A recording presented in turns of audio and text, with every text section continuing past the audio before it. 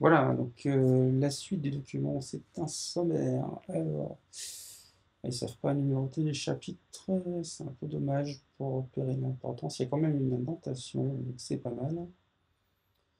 Donc la théorie de Scrum, définition de Scrum, et puis on a tous les éléments de Scrum qui sont calés. On va tout de suite, il doit y en avoir 5. Pour les artefacts, c'est dommage qu'ils aient pas numéroté. Alors, ok, bon, bah voilà, il y en a 3 dans la théorie de Scrum. Transparence, inspection, adaptation. Scrum Team, il y a 3 personnages. Événement Scrum, il y en a 5. On va les surligner en bleu tout à l'heure. Les artefacts, il y en a 3 apparemment. Bon, bah, on va essayer d'aller zoomer là-dessus. Ça a l'air plutôt bien rangé. Juste pas de numéro. Alors, Scrum par lui-même, il y a une définition. Alors, Scrum est un cadre de travail. Voilà. Ça déjà, sur numéro. Ça sert à générer de la valeur. Donc, apparemment, avant, on n'était pas trop habitué à générer de la valeur. Et maintenant, on est un peu obligé. Enfin, le cadre permet ça plus facilement. Surtout, pour des solutions, il faut s'adapter. C'est complexe. On a besoin d'un Scrum Master, le maître du jeu, j'aime bien l'appeler comme ça. Un Product Owner, celui qui possède le produit, celui qui va prendre décision par rapport au produit. Et ce qu'on appelle la produit backlog, c'est dommage qu'ils n'aient pas défini là, donc le produit backlog, pour résumer, c'est tout ce que doit faire le produit.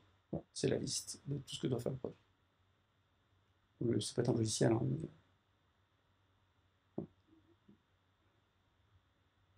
Donc ils mettent en 1 le Product Owner, ils définissent le produit backlog, et le Scrum Master va se débrouiller pour le faire exécuter. Qui va exécuter? Apparemment, c'est la Scrum Team. Voilà. Donc en fait, c'est tout le monde. Donc c'est un très beau résumé. C'est dommage que les choses ne soient pas toutes définies. Donc voilà. En schématisant, alors je crois que c'est pas pratique avec un touchpad.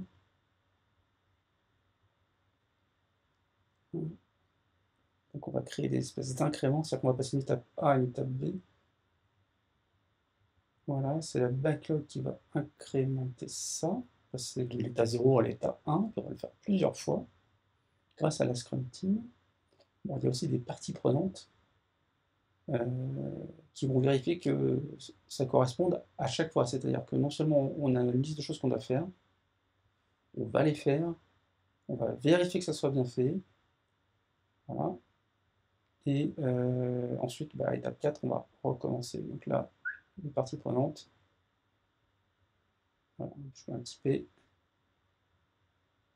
sorte de petit contrôle de la backlog et de ce qui est fait. Et c'est tout ça qu'on va itérer, qu'on va répéter.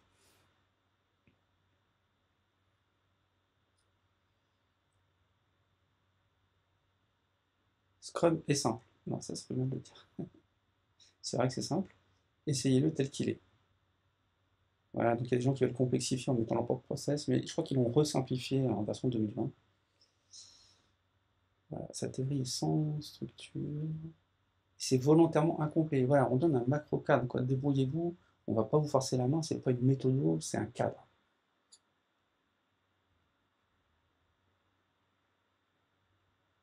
Voilà, donc ils ont arrêté de fournir des instructions détaillées, même si on en a un tout petit peu, donc je les bats. Hein. Voilà, il n'y a, plus d'instructions détaillées, vraiment dans le Scrum, enfin quasi non plus. C'est un guide, voilà, il faut aller dans le bon sens en fait.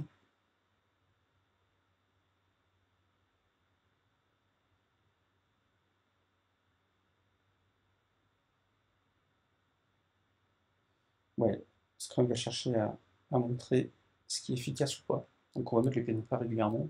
En gros, faut pas prendre sur soi quand ça marche pas. Puis du coup, ça relativise vraiment ce qui se passe et du management, c'est pas mal.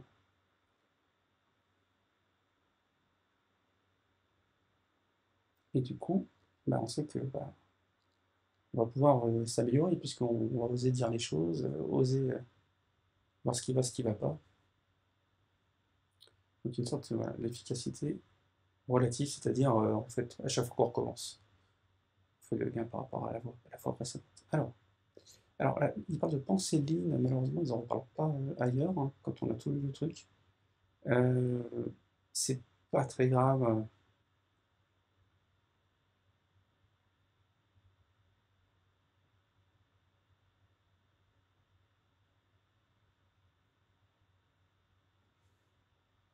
Voilà, dans sa théorie, c'est qu'on va gérer du stock avec le fait de faire que ce qu'on a en stock, on va faire évoluer les choses, et on va prendre que ce qu'on a vraiment besoin, on va focaliser sur l'essentiel. Bien sûr, hop, l'incrément, l'itératif, et donc le prédictible en fait. Ça permet de vérifier que tout se passe bien et on va diminuer le risque.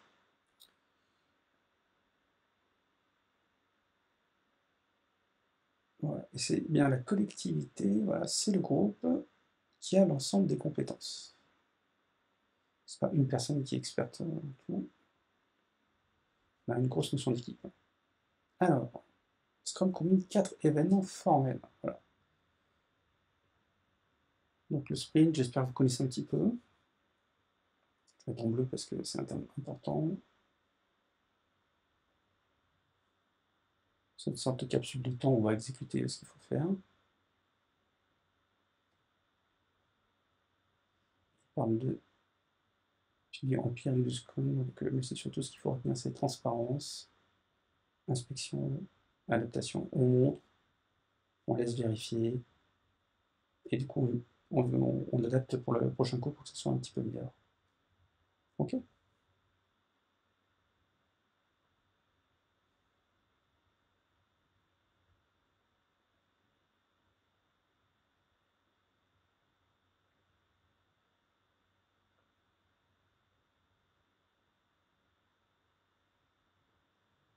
Mais par contre, ce que je remarque, c'est qu'il y a 4 événements formels. Par contre, s'ils ne sont pas là, je le mets en rouge, mais on va les voir plus tard, je crois. C'est qu'on là, on est dans la macro définition, donc on va le voir un petit peu plus tard.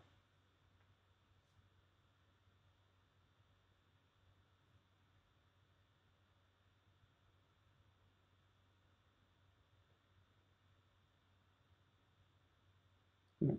Là, pour le plan, par contre, on est bien, puisque, en fait, c'est expliqué juste dessous. Je vous le montre. Ce qui nous permet de faire le lien directement. C'est ce qu'on appelle une référence, qui n'est pas en avant, puisqu'on décrit directement ce qu'on a besoin dessous. Alors, la transparence, qui est donc un pilier de Scrum. Donc, il y a voilà, le processus et le travail émergent. Donc, ce qui va arriver, ça doit être visible par tout le monde, en fait. On doit tous voir arriver ce qui va nous arriver. Ok. Ils sont fondés sur l'état perçu de ces 3 artefacts formels qu'on n'a pas définis, qu'on va voir juste après. Bon, artefact, c'est important, il faut le retenir. Ouais, si on n'a pas ça, on monte le risque. Et si on est transparent, on va pouvoir vérifier. Et du coup, on va faire ce qu'on appelle une inspection. C'est ça la vérification, c'est l'inspection.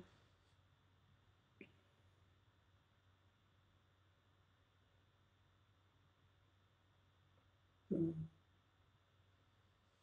il faut le faire régulièrement, en tout cas fréquemment.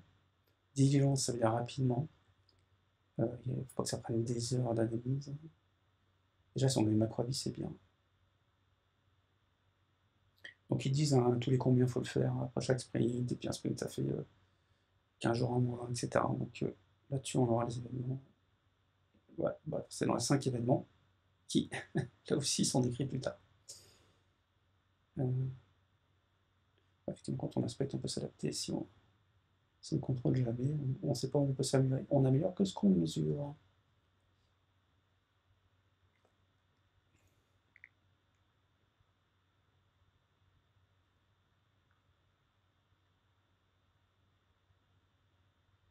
Bon, forcément, quand on inspecte et qu'on doit adapter, bah, on doit adapter. C'est ce qu'ils disent.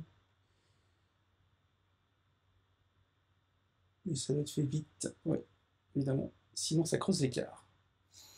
Jusque-là, c'est que du bon sens. Mais c'est intéressant de retenir les mots, le vocabulaire qu'ils ont mis dessus. Euh, Ouais, effectivement, on peut pas adapter si les gens ne sont pas responsables et qui peuvent pas agir. Donc, d'où l'équipe autogérée, hein, Scrum, c'est ça.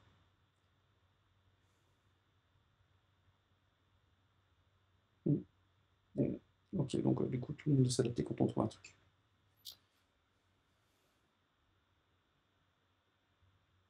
Voilà. Inspection donne l'adaptation. Next. Voilà. Valeur. Alors là, elles sont claires. Je pense que là, il faut engagement, focus, couverture, respect et courage. Allez, ça, on retient. Engagement, focus, sur respect et courage. Voilà. Ça fait du bien de retrouver un peu d'humain. Alors,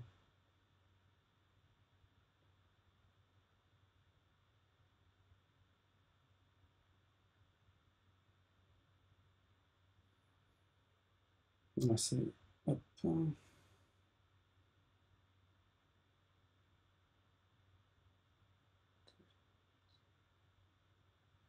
Lisez en même temps que moi.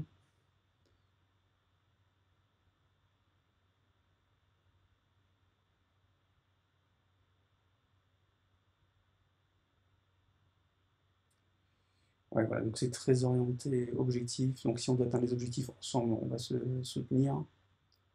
Ça va faire progresser l'ensemble des incréments à chaque sprint pour atteindre ces objectifs. Tout le monde est ouvert pour écouter ce qu'il faut faire pour les atteindre.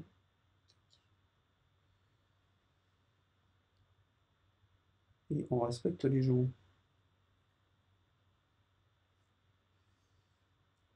Pas du coercitif, quoi.